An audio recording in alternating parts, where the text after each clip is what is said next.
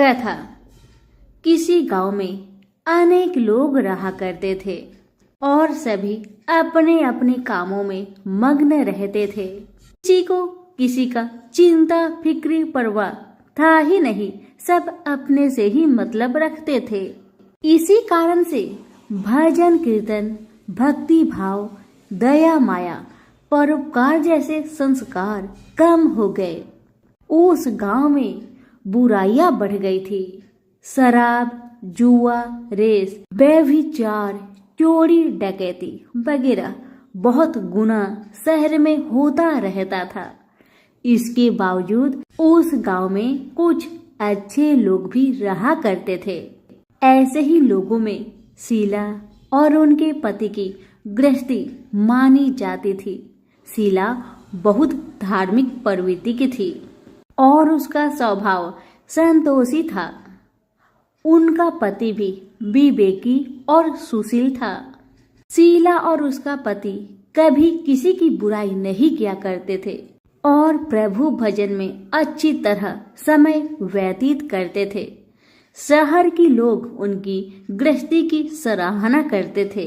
देखते ही देखते दिन बीतने लगा, समय बदल गया। शीला का पति बुरे लोगों से दोस्ती कर बैठा। अब होना क्या था वो तो हम सभी जानते हैं। अच्छे संगति का असर हमेशा अच्छा ही होता है, बुरा संगति का असर हमेशा बुरा ही होता है। इसलिए हमें हमेशा अच्छे संगति से संगत रखना चाहिए, बुरे से नहीं। अब जब शीला का पति बुरे लोगों से दोस्ती कर बैठा, अब वह जल्द से जल्द करोड़पति बनने का ख्वाब देखने लगा। इसलिए वह गलत रास्ते पर चल पड़ा। फलस्वरूप वह रोडपति बन गया। कहा जाता है ना, लालच बुरी बला है, इसीलिए लालच नहीं करना चाहिए। अपना ईमानदारी और मेहनत से आगे बढ़ना चाहिए। अब जब शीला का पति रोडपति बन गया, जानी रास्ते पर भटकते भिखारी जैसी उसकी हालत हो गई थी। शराब, जुआ, रेस, चरस, गांजा वगैरह बुरी आदतों में शीला का पति भी फंस चुका था। दोस्तों के साथ उसे भी शराब की आदत बुरी तरह लग गई थी। इस प्रकार उसने अपना सब कुछ रेस जुए में गवा दिया। अब तो शीला अपने पति के बर्ताव से बहुत दुखी रहने लगी, किंतु उसे भगवान पर भरोसा था कि सब कुछ ठीक हो जाएगा। यही सोचकर वह अपने पति के बुरे बर्ताव को सहने लगी। शीला अपना अधिकांश समय प्रभु की भक्ति में बिताने लगी। अचानक एक दिन दोपहर को उनके द्वार पर किसी ने दस्तक दिया। शीला ने द्वार खोलकर देखा कि एक माझी खड़ी थी। उनके चेहरे पर अलौकिक तेज निखर रहा था। उनकी आंखों में से मानो अमृत की वर्षा हो रहा था। उनका भव्य चेहरा करुणा और प्यार से छलक रहा था। उनको देखते ही शीला के मन में अपार शांति छा गई। सारी चिंता मिट गई। शीला के रोम रोम में आनंद छा गया। शीला उस माझी को आदर के साथ अपने घर ले आई। दुख का बात यह था कि शीला के घर में बैठाने के लिए कुछ भी नहीं था कि माझी को किस पर बैठाया जाए। बेचारी यह सोच विचार के उसने एक सकुचाकर एक फटी हुई चादर पर उनको बिठाया और शीला ने कहा, माझी, मेरे घर में और कुछ भी नहीं है जो मैं आपको बैठा सकूं, इसलिए माँ मुझे माफ करना, मैं आपको फटी हुई चादर पर बैठा रही हूँ। माँ तो शीला की बातों से मंद मंद मुस्कुरा रही थी। माँ तो शीला की हर कहानी को जानती थी कि उसका पति उसके साथ कैसा व्यवहार कर रहा है। बेचारी कितने दुख में है। शीला के बातें सुन माझी प्रेम भरी शब्दों से बोली, शीला, क्यों मुझे तुमने पहचाना नहीं? हर शुक्रवार को लक्ष्मी जी के मंदिर में भजन कीर्तन के समय मैं ही तो वहां आती हूँ। इसके बावजूद शीला कुछ नहीं समझ पा रही थी। फिर माँ जी ने कहा, तुम बहुत दिनों से मंदिर नहीं आ रही हो, अतः मैंने सोचा चलो मैं ही देख लेती हूँ। माँ जी के अति प्रेम भरे शब्दों से शीला का हृदय पिघल गया। उसकी आंखों में आंसू आ गए और वह बिलख बिलख कर जोर जोर से रोने लगी। शीला को रोते देखकर माँ जी ने कहा, बेटी, सुख और दुख तो धूप और छाव जैसे होते हैं। धैर्य रखो बेटी, धैर्य रखो। और तुझे क्या परेशानी है, मुझे सारी परेशानी बता दे। माँ जी के व्यवहार से शीला को काफी संबल मिला और सुख की आस में उसने माँ जी को अपनी सारी दुख की कहानी सुना दी। कहानी सुनकर माँ जी ने कहा, कर्म की गति न्यारी होती है। हर इंसान को अपने कर्म भुगतने ही पड़ते हैं। इसलिए बेटी, तू चिंता मत कर, अब तू कर्म भुगत चुकी है। अब तुम्हारे सुख के दिन अवश्य आएगी। तू माँ लक्ष्मी जी की भक्त है। माँ लक्ष्मी जी तो प्रेम और करुणा की अवतार है। वे अपनी भक्तों पर हमेशा ममता छिड़कती है। इसलिए तू धैर्य रखकर माँ लक्ष्मी का व्रत कर, इससे सब कुछ ठीक हो जाएगा। तुम्हारा दुख दर्द सब समाप्त हो जाएगा और तुम्हारे घर में अन्न धन का भंडार भर जाएगा। बस श्रद्धा भक्ति से माँ लक्ष्मी का व्रत करो। माँ जी की बात सुन शीला पूछने लगी, माँ, व्रत की विधि तो मुझे पता नहीं। तब माँ जी ने उसे व्रत की सारी विधि भी बताई।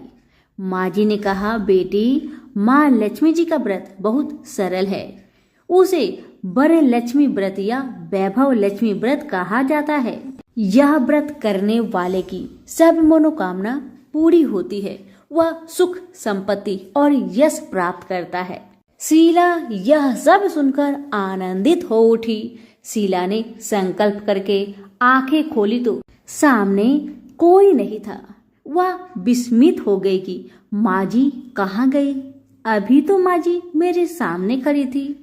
शीला को तत्काल यह समझने में देर नहीं लगी कि माँ जी कोई और नहीं, साक्षात माँ लक्ष्मी ही थी।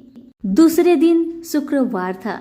सवेरे स्नान करके स्वच्छ कपड़े पहनकर शीला ने माँ जी द्वारा बताई विधि से पूरे मन से श्रद्धा भक्ति से व्रत किया और आखिर में प्रसाद वितरण हुआ। यह प्रसाद पहले पति को खिलाया। प्रसाद खाते ही पति के स्वभाव में फर्क पड़ गया। माँ लक्ष्मी की कृपा से उसका पति जिस दिन प्रसाद खाया उस दिन अपनी पत्नी को मारा पीटा नहीं, सताया भी नहीं। शीला को बहुत अच्छा लगा। शीला के मन में तो अब पहले से भी ज्यादा वैभव लक्ष्मी व्रत के लिए श्रद्धा बढ़ गई। शीला ने पूर्ण श्रद्धा भक्ति के साथ 21 शुक्रवार तक वैभव लक्ष्मी व्रत किया। 21वें शुक्रवार को माँ जी के कहे मुताबिक उद्धापन विधि करके 7 स्त्रियों को वैभव लक्ष्मी व्रत की 7 पुस्तक उपहार में दी।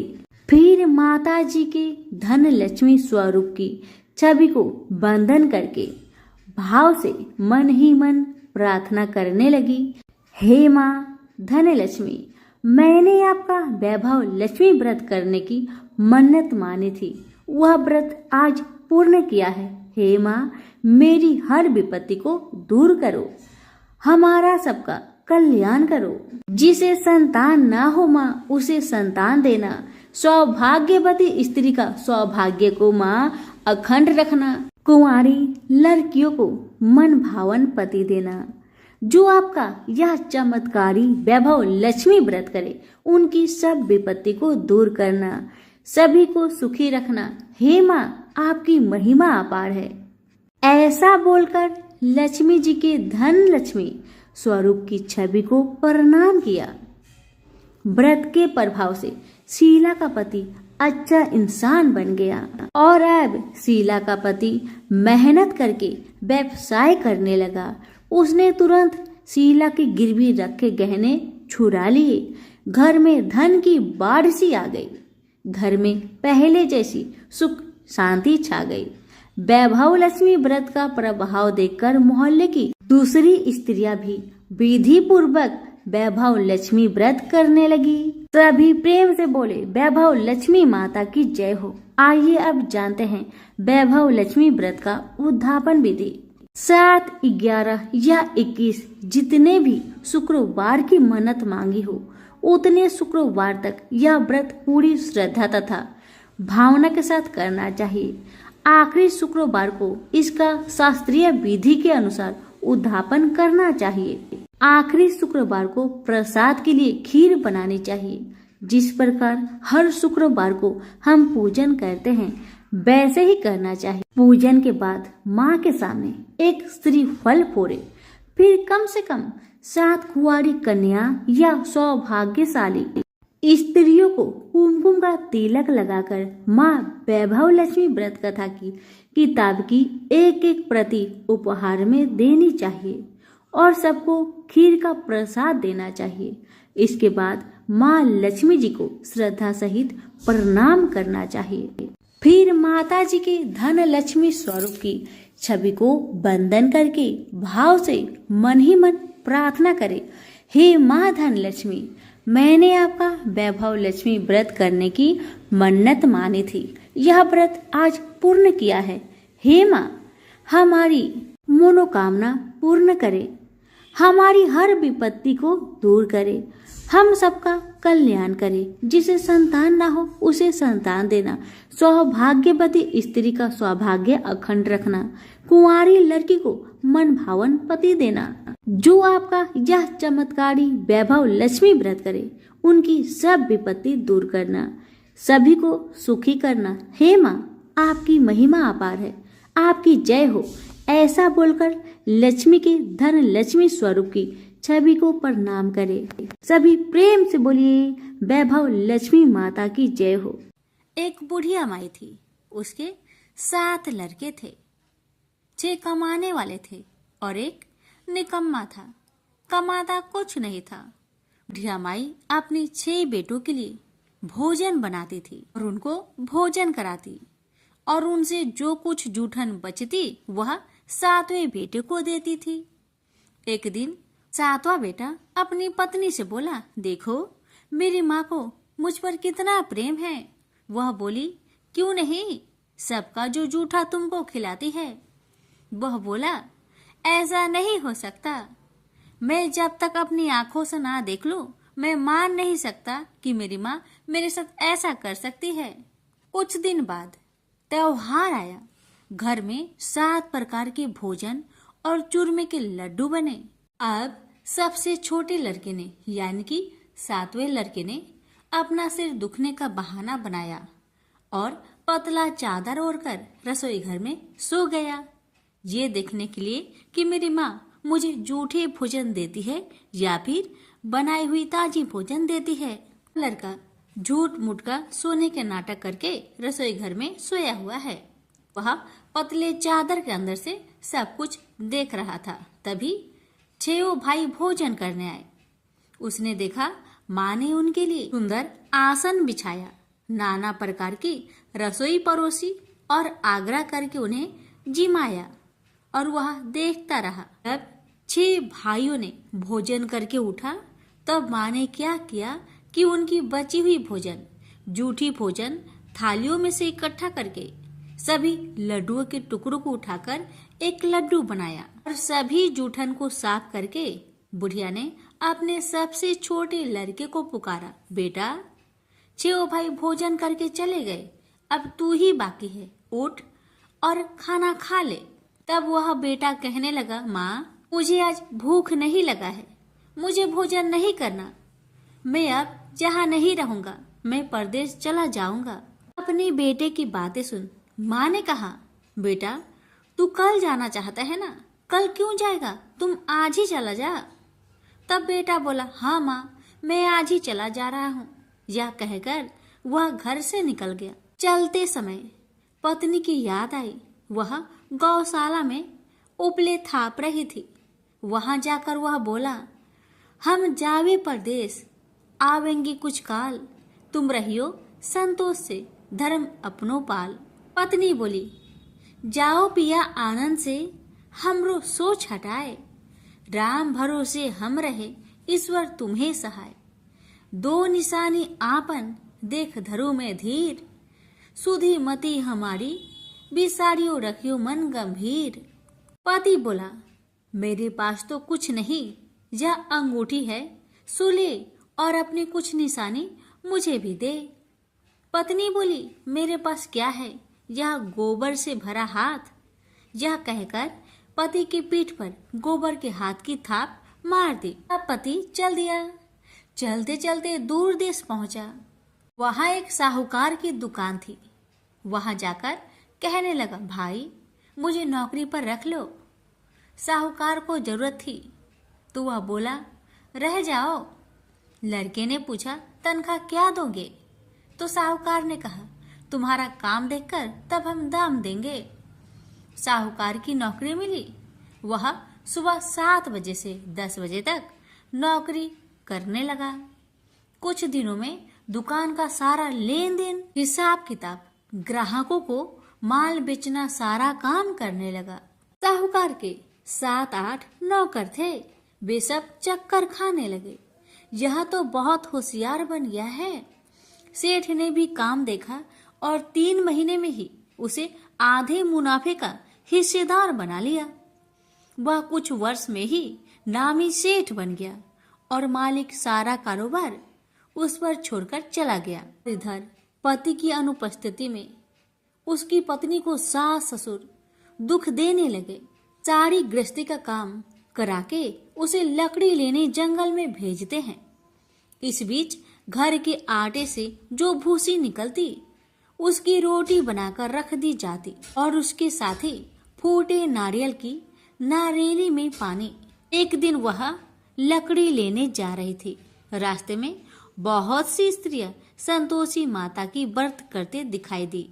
वह लड़की खड़ी होकर कथा सुनने लगी और पूछा, बहनों तुम किस देवता की व्रत करती हो और उसके करने से क्या फल मिलता है? यदि तुम इस व्रत का विधान मुझे समझाकर कहोगी तो मैं तुम्हारा बड़ा एहसान मानूंगी। तब उनमें से एक स्त्री बोली, सुनो बहन, यह संतोषी माता का व्रत है। इसके करने से निर्धनता, दरिद्रता का नाश होता है और जो कुछ मन में कामना हो सब संतोषी माता की कृपा से पूरी होती है। तब उसने उससे व्रत की विधि पूछी। वह भक्तिनी स्त्री बोली, 1.25 आने का गुड़ चना लेना, इच्छा हो तो 5.25 आने का लेना या फिर 1.25 रुपए का भी सहूलियत के अनुसार लाना। बिना परेशानी और श्रद्धा व प्रेम से जितना भी बन पड़े 1.25 लेना। प्रत्येक शुक्रवार को निराहार रहकर कथा सुनना। इसके बीच कर्म टूटे नहीं, लगातार नियम पालन करते रहना। सुनने वाला कोई ना मिले तो घी का दीपक जला उसके आगे या जल के पात्र के सामने रखकर कथा कहना। जब कार्य सिद्ध ना हो नियम का पालन करना और कार्य सिद्ध हो जाने पर व्रत का उद्यापन करना। 3 मास में माता फल पूरा करती है। यदि किसी के ग्रह खोटे भी हो तो भी माता वर्ष भर में कार्य सिद्ध करती है। फल सिद्ध होने पर उद्यापन कर लेना चाहिए, बीच में नहीं। उद्यापन में 2.5 सेर आटे का खाजा तथा इसी परिमाण में खीर तथा चने का साग करना। 8 लड़कों को भोजन कराना। जहाँ तक मिले देवर, जेठ, भाई बंधु के हो, न मिले तो रिश्तेदारों और पास पड़ोसियों को बुलाना। उन्हें भोजन करा, यथाशक्ति दक्षिणा दे। माता का नियम पूरा करना। उस दिन घर में खटाई न खाना। यह सुन बुढ़िया माई के लड़के की बहू चल दी। रास्ते में लकड़ी की बोझ को बेच दिया और उन पैसों से गुड़ चना ले माता की व्रत की तैयारी कर आगे चली और सामने मंदिर देखकर पूछने लगी, यह मंदिर किसका है? सब कहने लगे, संतोषी माता का मंदिर है। यह सुनकर माता के मंदिर में जाकर चरणों में लौटने लगी। दीन हो विनती करने लगी, माँ मैं निपट अज्ञानी हूँ, व्रत के कुछ भी नियम नहीं जानती, मैं दुखी हूँ। हे माँ जगत जननी मेरा दुख दूर कर, मैं तेरी शरण में आई हूँ। माता को दया आई। एक शुक्रवार बीता कि दूसरे को उसके पति का पत्र आया और तीसरे शुक्रवार को उसका भेजा हुआ पैसा आ पहुंचा। यह देख जेठ जेठानी मुंह सिडोकने लगी। लड़के ताने देने लगे। काकी के पास पत्र आने लगे, रुपया आने लगा। अब तो काकी की खातिर बढ़ेगी। बेचारी सरलता से कहती, भैया कागज आवे रुपया आवे, हम सब के लिए अच्छा है। ऐसा कहकर आंखों में आंसू भरकर संतोषी माता के मंदिर में आ मातेश्वरी के चरण में गिरकर रोने लगी। माँ मैंने तुमसे पैसा कब मांगा है माँ? मुझे पैसे से क्या काम है माँ? मुझे तो अपने सुहाग से काम है। मैं तो अपनी स्वामी के दर्शन मांगती हूँ माँ। तब माता ने प्रसन्न होकर कहा, जा बेटी तेरा स्वामी आएगा। यह सुनकर खुशी से बावली होकर घर जा पहुंची, अपना काम काज करने लगी। अब संतोषी माँ विचार करने लगी, इस भोली पुत्री को मैंने कह तो दिया कि तेरा पति आएगा, लेकिन कैसे? वह तो इसे सपने में भी याद नहीं करता। उसे याद दिलाने को मुझे ही जाना पड़ेगा। इस तरह माता जी उस बुढ़िया के बेटे के पास जा सपना में प्रकट हो कहने लगी, साहूकार के बेटे तुम सो रहा है या जागता है? वह कहने लगा, माता मैं सोता भी नहीं जागता भी नहीं, कहो क्या आज्ञा है? माता कहने लगी, तेरे घर बार कुछ है कि नहीं? वह बोला, मेरे पास सब कुछ है माँ, माँ बाप है, पत्नी है, क्या कमी है माँ? माँ बोली, भोले पुत्र तेरी पत्नी घोर कष्ट उठा रही है, तेरे माँ बाप उसे परेशान कर रहे हैं, वह तेरे लिए तरस रही है, तू उसकी सुधि ले। वह बोला, हाँ माता जी यह तो मालूम है, परंतु जाऊं तो कैसे? परदेश की बात है, लेन देन का कोई हिसाब नहीं है, कोई जाने का रास्ता भी नहीं आता, कैसे चला जाऊं? माँ कहने लगी, मेरी बात मान, सवेरे नहा धोकर संतोषी माता का नाम ले, घी का दीपक जला, दंडवत कर दुकान पर बैठ, देखते देखते तेरा सारा लेन देन चुक जाएगा, जमा का माल बिक जाएगा, साज होते होते धन का भारी ढेर लग जाएगा। माता की बात मानकर वह नहा धोकर संतोषी माता को दंडवत घी का दीपक जला। थोड़ी देर में देने वाले रुपए लाने लगे, लेने वाले हिसाब लेने लगे। कोठे में भरे सामान की खरीदारी नगद दाम में दे सौदा करने लगे। शाम तक धन का भारी ढेर लग गया। मन में माता का नाम ले चमत्कार देख प्रसन्न होकर घर ले जाने के वास्ते गहना कपड़ा सामान खरीदने लगा। यह काम से निपट तुरंत घर को रवाना हुआ।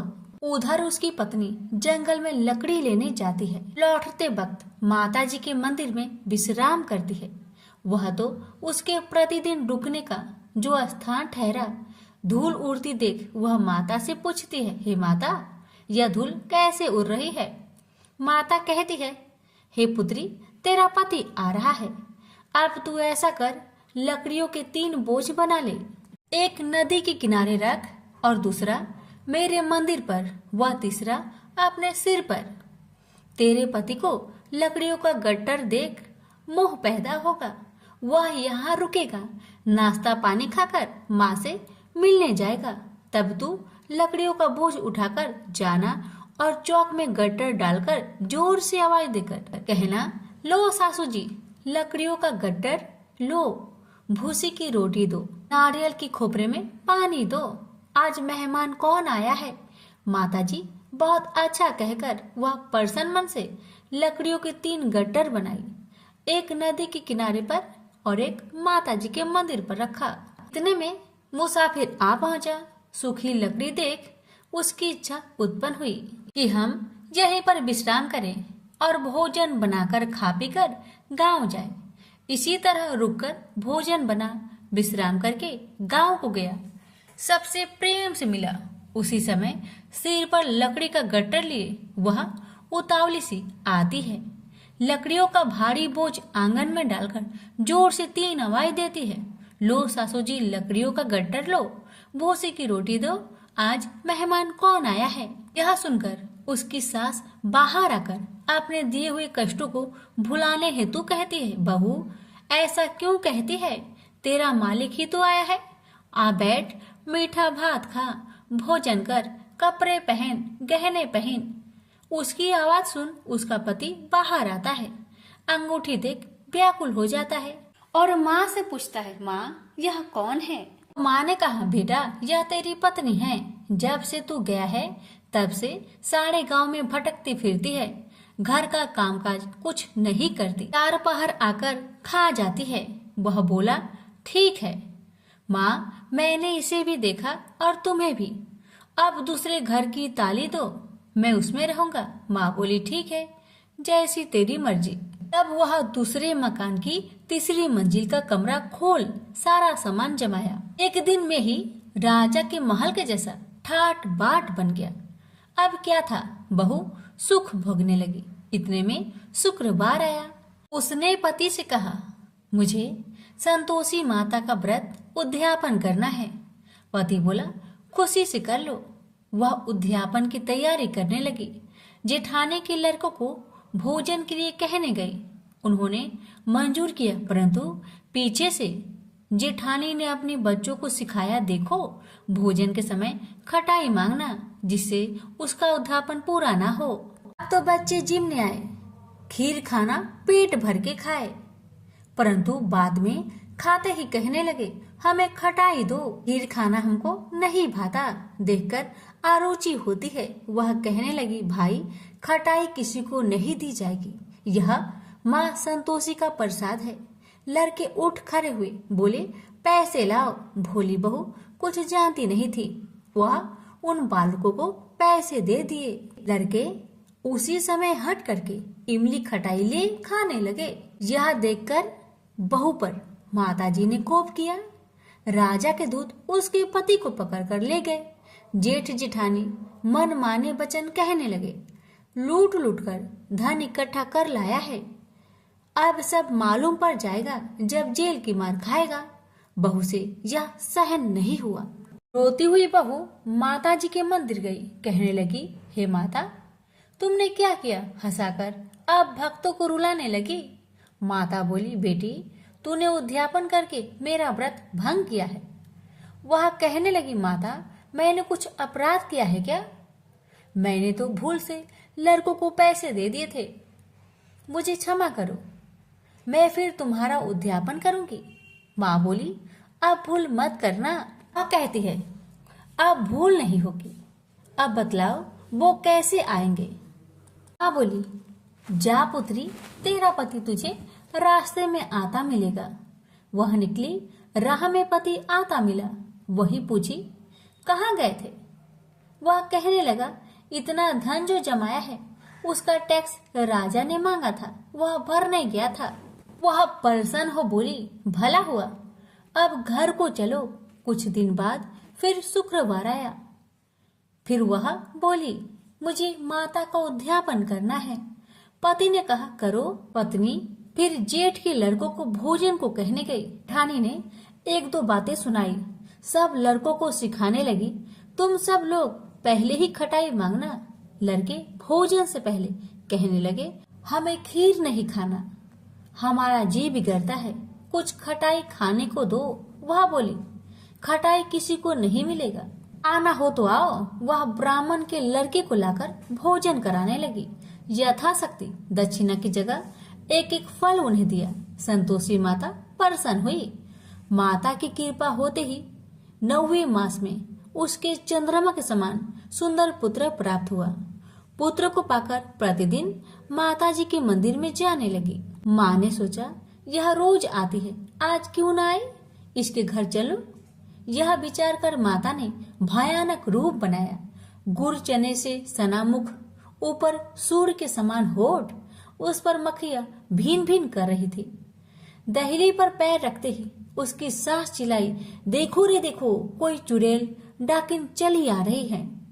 लड़को, इसे भगाओ, नहीं तो किसी को खा जाएगी। लड़के भागने लगे, चिल्लाकर खिड़की बंद करने लगे। बहू रोशनदान में देख रही थी। प्रसन्नता से पगली बन चिल्लाने लगी, आज मेरी माँ मेरे घर आई है, आज मेरी माता मेरे घर आई है। वह बच्चों को दूध पीने से हटाती थी। इतने में सास का क्रोध फट पड़ा। वह बोली, क्यों उतावली हुई है, बच्चे को पटक दिया। इतने में माँ के प्रताप से लड़के ही लड़के नजर आने लगे। वह बोली, माँ, जिसका मैं व्रत करती हूँ, यह वही संतोषी माता है। सबने माता जी के चरण पकड़ लिए और विनती कर कहने लगे, हे माता, हम मूर्ख हैं, अज्ञानी हैं, तुम्हारे व्रत की विधि हम नहीं जानते। व्रत भंग कर हमने बड़ा अपराध किया है। जग माता, आप हमारा अपराध क्षमा करो। इस प्रकार माता प्रसन्न हुई। बहू को प्रसन्न हो जैसा फल दिया, वैसा माता सबको दे। जो पढ़े उसका मनोरथ पूर्ण हो, जो सुने उसका भी मनोरथ पूर्ण हो। प्रेम से बोलिए संतोषी माता की जय। अन्नपूर्णा माता के महाव्रत की कथा। एक समय की बात है।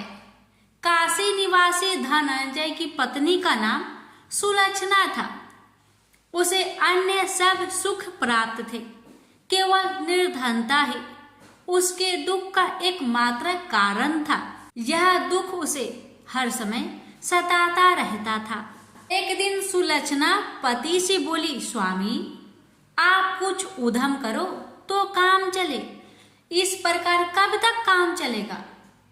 सुलक्षणा की बात धनंजय के मन में बैठ गई और वह उसी दिन विश्वनाथ शंकर जी को प्रसन्न करने के लिए बैठ गया और कहने लगा, हे देवाधिदेव विश्वेश्वर, मुझे पूजा पाठ कुछ नहीं आता है, केवल आपके भरोसे बैठा हूँ।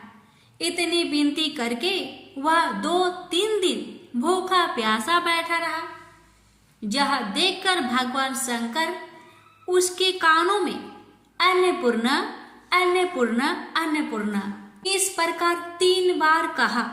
यह कौन क्या कह गया? इसी सोच में धनंजय पड़ गया कि मंदिर से आते ब्राह्मणों को देखकर पूछने लगा, पंडित जी, अन्नपूर्णा कौन है? ब्राह्मणों ने कहा, तू अन्न छोड़ बैठा है, सो तुझे अन्न की ही बात सूझती है। जा घर जाकर अन्न ग्रहण कर। धनंजय घर गया, स्त्री से सारी बात कही। वह बोली, नाथ, चिंता मत करो, स्वयं शंकर जी ने आपको यह मंत्र दिया है, वे स्वयं ही खुलासा करेंगे। आप फिर जाकर उनकी आराधना करो। धनंजय फिर जैसा कि तैसा पूजा में बैठ गया। रात्रि में शंकर जी ने आज्ञा दी और कहा, तू पूर्व दिशा में चला जा। वह अन्नपूर्णा का नाम जपता जाता और रास्ते में फल खाता, झरनों का पानी पीता जाता। इस प्रकार कितने ही दिनों तक चलता गया। वहां उसे चांदी सी चमकती वन की शोभा देखने में आई।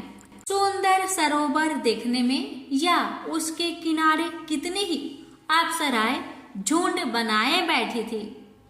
एक कथा सुनती और सब मिलकर माँ अन्नपूर्णा इस प्रकार बार बार कहती थी।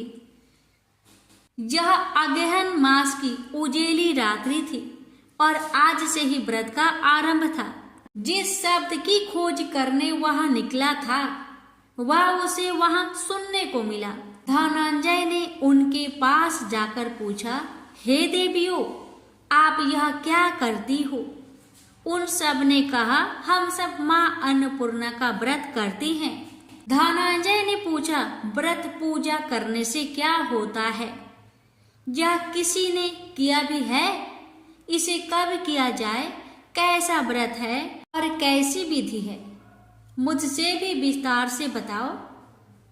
वे कहने लगे, इस व्रत को सब कोई कर सकते हैं।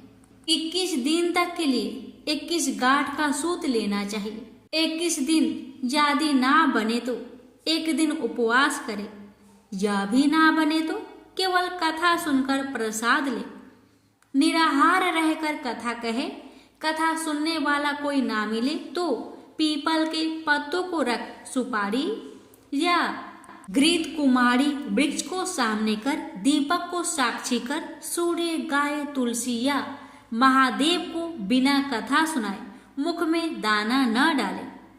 यदि भूल से कुछ पड़ जाए तो एक दिवस फिर उपवास करे, व्रत के दिन क्रोध ना करे और झूठ ना बोले।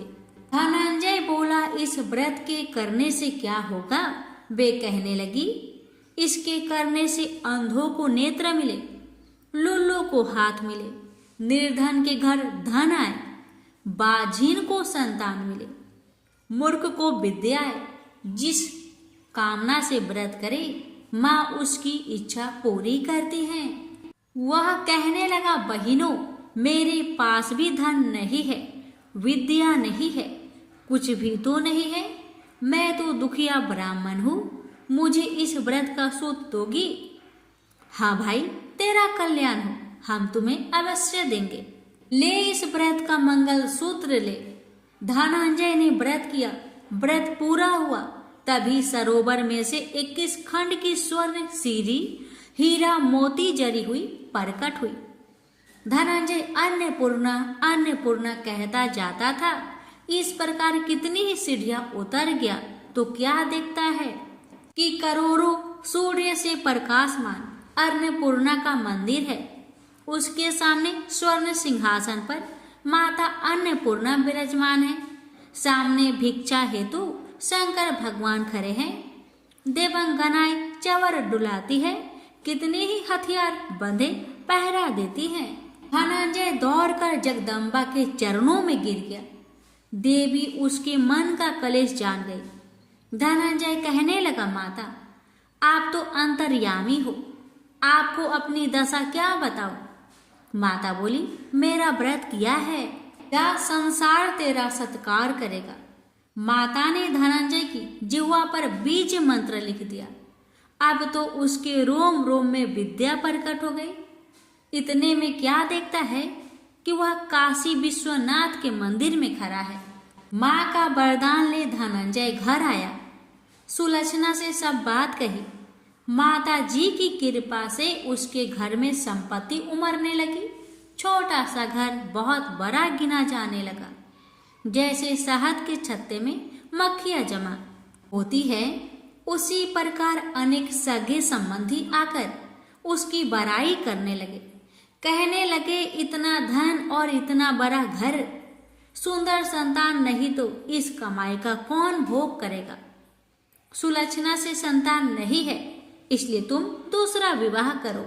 अनिच्छा होते हुए भी धनंजय को दूसरा विवाह करना पड़ा और सती सुलक्षणा को सौत का दुख उठाना पड़ा।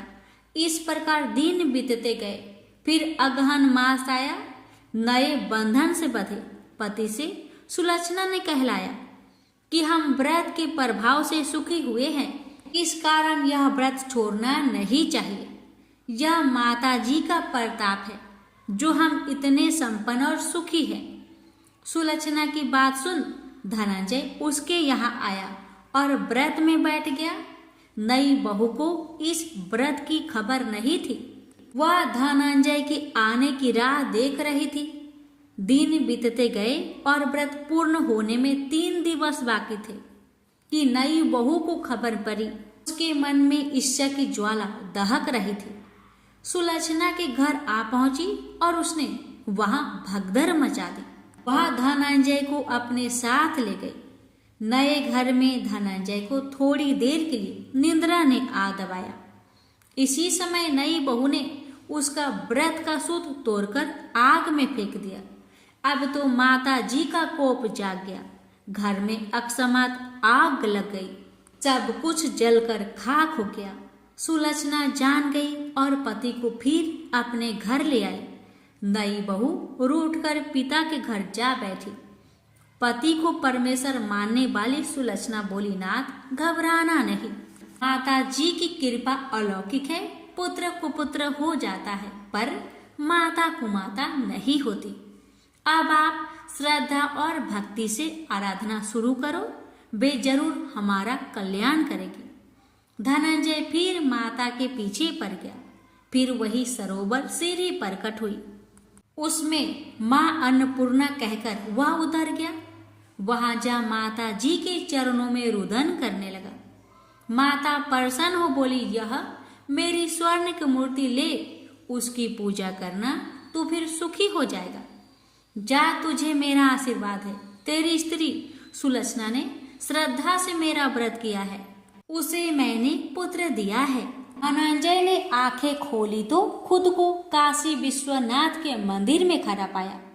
वहां से फिर उसी प्रकार घर को आया। इधर सुलक्षणा के दिन चढ़े और महीने पूरे होते ही पुत्र का जन्म हुआ। गांव में आश्चर्य की लहर दौड़ पड़ी। इस प्रकार उसी गांव के निसंतान सेठ के पुत्र होने पर उसने माता अन्नपूर्णा का मंदिर बनवा दिया। उसमें माताजी धूमधाम से पधारी, यज्ञ किया और धनंजय को मंदिर के आचार्य का पद दे दिया। जीविका के लिए मंदिर की दक्षिणा और रहने के लिए बड़ा सुंदर सा भवन दिया। धनंजय स्त्री पुत्र सहित वहां रहने लगा। माता जी की चढ़ावे में भरपूर आमदनी होने लगी। उधर नई बहू के पिता के घर डाका पड़ा, सब लुट गया। वे भीख मांगकर पेट भरने लगे। सुलक्षणा ने यह सुना तो उन्हें बुला भेजा, अलग घर में रख लिया और उनके अन्य वस्त्र का प्रबंध कर दिया। धनंजय, सुलक्षणा और उसका पुत्र माताजी की कृपा से आनंद से रहने लगे। माताजी ने जैसे इनके भंडार भरे वैसे सबके भंडार भरे। प्रेम से बोलिए, अन्नपूर्णा माता जी की जय। हर हर महादेव। माता पार्वती की जय। एक बार की बात है, राजा बलि समय बिताने के लिए एकांत स्थान पर गधे के रूप में छिपे हुए थे। देवराज इंद्र उनसे मिलने के लिए उन्हें ढूंढ रहे थे। एक दिन इंद्र ने उन्हें खोज निकाला। उनके छिपने का कारण जानकर उन्हें काल का महत्व बताया, साथ ही उन्हें तत्व ज्ञान का बोध कराया। तभी राजा बलि के शरीर से एक दिव्य रूप आत्मा स्त्री निकली। उसे देखकर इंद्र ने पूछा, दैत्यराज, यह स्त्री कौन है? देवी, मानुषी अथवा असुरी शक्ति में से कौन सी शक्ति है? राजा बलि बोले, देवराज, ये देवी तीनों शक्तियों में से कोई नहीं है, आप स्वयं पूछ ले। इंद्र के पूछने पर वे शक्ति बोली, देवेंद्र, मुझे ना तो दैत्यराज बलि जानते हैं और ना ही तुम या कोई अन्य देवगण। पृथ्वी लोक पर मुझे अनेक नामों से पुकारते हैं, जैसे श्री, लक्ष्मी आदि। इंद्र बोले, देवी, आप इतने समय से राजा बलि के पास है, लेकिन ऐसा क्या कारण है कि आप उन्हें छोड़कर मेरी ओर आ रही हैं? लक्ष्मी बोली, देवेंद्र, मुझे मेरे स्थान से कोई भी हटा या डिगा नहीं सकता।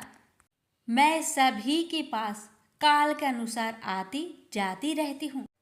जैसा काल का प्रभाव होता है, मैं उतने ही समय तक उसके पास रहती हूँ। अर्थात मैं सामान्य अनुसार एक को छोड़कर दूसरे के पास निवास करती हूँ। इंद्र बोले, देवी, आप असुरों के यहाँ निवास क्यों नहीं करती? लक्ष्मी बोली, देवेंद्र, मेरा निवास वही होता है जहाँ सत्य हो, धर्म के अनुसार कार्य होते हो, व्रत और दान देने के कार्य होते हो। लेकिन असुर भ्रष्ट हो रहे हैं। ये पहले इंद्रियों को बस में कर सकते थे, सत्यवादी थे, ब्राह्मणों की रक्षा करते थे, पर अब इनके ये गुण नष्ट होते जा रहे हैं। ये तप उपवास नहीं करते, यज्ञ हवन दान आदि से इनका कोई संबंध शेष नहीं है। पहले ये रोगी स्त्रियों, वृद्धों, दुर्बलों की रक्षा करते थे, गुरुजन का आदर करते थे, लोगों को क्षमा दान देते थे। लेकिन अब अहंकार, मोह, लोभ, क्रोध, आलस्य, अविवेक, काम आदि ने इनके शरीर में जगह बना लिया है। ये लोग पशु तो पाल लेते हैं, लेकिन उन्हें चारा नहीं खिलाते। उनका पूरा दूध निकाल लेते हैं और पशुओं के बच्चे भूख से चित्कारते हुए मर जाते हैं। ये अपने बच्चों का लालन पालन करना भूलते जा रहे हैं। इनमें आपसी भाईचारा समाप्त हो गया है। लूट, खसोट, हत्या, व्यभिचार, कलह, स्त्रियों की पतिव्रता नष्ट करना ही इनका धर्म हो गया है। सूर्योदय के बाद तक सोने के कारण स्नान ध्यान से ये विमुख होते जा रहे हैं। इसलिए मेरा मन इनसे उचट गया है। देवताओं का मन अब धर्म में आसक्त हो रहा है, इसलिए अब मैं इन्हें छोड़कर देवताओं के पास निवास करूंगी। मेरे साथ श्रद्धा, आशा, क्षमा, जया, शांति, संतति, धृति और विजिति ये 8 देवियां भी निवास करेगी। देवेंद्र, अब आपको ज्ञात हो गया होगा कि मैंने इन्हें क्यों छोड़ा है। साथ ही आपको इनके अवगुणों का भी ज्ञान हो गया होगा। तब इंद्र ने लक्ष्मी जी को प्रणाम किया और उन्हें आदर सहित स्वर्ग ले गए। प्रेम से बोलिए लक्ष्मी माता की जय। हे लक्ष्मी माता, आपकी कथा कहने वाले, सुनने वाले, हुक्कार भरने वाले सभी भक्तों पर अपनी कृपा सदा सर्वदा बनाए रखना। एक बूढ़ा ब्राह्मण था। वह रोज पीपल को जल से सींचता था। पीपल में से रोज एक लड़की निकलती और कहती, पिताजी मैं आपके साथ जाऊंगी। यह सुनते सुनते बूढ़ा दिन व दिन कमजोर होने लगा। तो बुढ़िया ने पूछा कि क्या बात है। बूढ़ा बोला कि पीपल से एक लड़की निकलती है और कहती है कि वह भी मेरे साथ चलेगी। बुढ़िया बोली कि कल ले आना उस लड़की को, जहाँ 6 लड़कियां पहले से ही है हमारे घर में, वहाँ 7वीं लड़की और सही। अगले दिन बूढ़ा उस लड़की को घर ले आया। घर लाने के बाद बूढ़ा ब्राह्मण आटा मांगने गया तो उसे पहले दिनों की अपेक्षा आज ज़्यादा आटा मिला था। जब बुढ़िया वह आटा छानने लगी तो लड़की ने कहा कि लाओ माँ, मैं छान देती हूँ। जब वह आटा छानने बैठी तो पारात भर गई। उसके बाद माँ खाना बनाने जाने लगी तो लड़की बोली कि आज रसोई मैं जाऊंगी। तो बुढ़िया बोली कि ना, तेरे हाथ जल जाएंगे। लेकिन लड़की नहीं मानी और वह रसोई में खाना बनाने गई तो उसने तरह तरह के 36 व्यंजन बना डाले और आज सभी ने भरपेट खाना खाया। इससे पहले वह आधा पेट भूखा ही रहते थे। रात हुई तो बुढ़िया का भाई आया और कहने लगा कि दीदी मैं खाना खाऊंगा। बुढ़िया परेशान हो गई कि अब खाना कहाँ से लाएंगे। लड़की ने पूछा क्या बात है माँ। उसने कहा कि तेरा मामा आया है और रोटी खाएगा, लेकिन रोटी तो सबने खा ली है, अब उसके लिए कहाँ से लाऊंगी। लड़की बोली कि तू चिंता मत कर, मैं बना दूंगी। और वह रसोई में गई और मामा के लिए 36 व्यंजन बना दिए। मामा ने भरपेट खाया और कहा भी कि ऐसा खाना इससे पहले उसने कभी नहीं खाया है। बुढ़िया ने कहा कि भाई तेरी पावनी भांजी है, उसी ने बनाया है।